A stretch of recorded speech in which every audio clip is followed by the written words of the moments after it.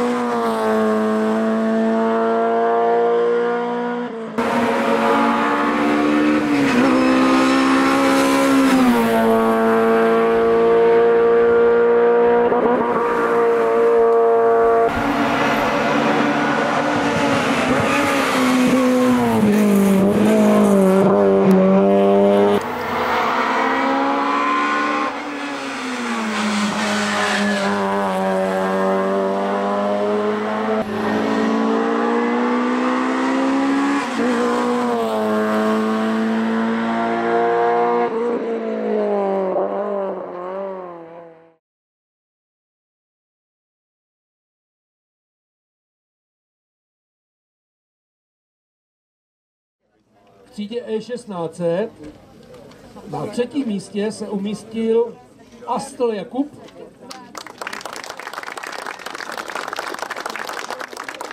Vystup tam. Jo. Tak a my budeme pokračovat druhým místem. A teď tam byla teda jako vražedná, ale vražedná sestava, protože rodina Tichých na 2. místě se tentokrát umístil Dominik Tichý.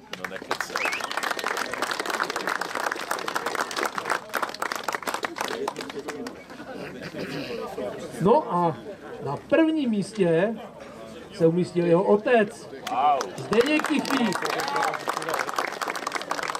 Přátelé, věřte, že tady je rozdíl jenom 1/7. To je úplně neuvěřitelné. Gratulujeme! Na 3. místě ve třídě E16 je Jakub Astl.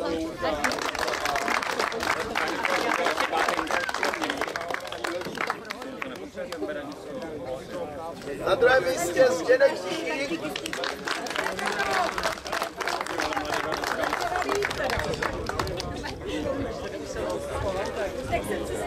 Tak to je jak to vypadá. Vítězem je Dominik Tichý.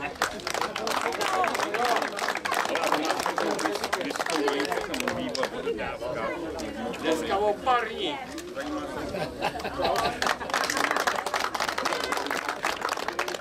Tohle nebudu ani komentovat.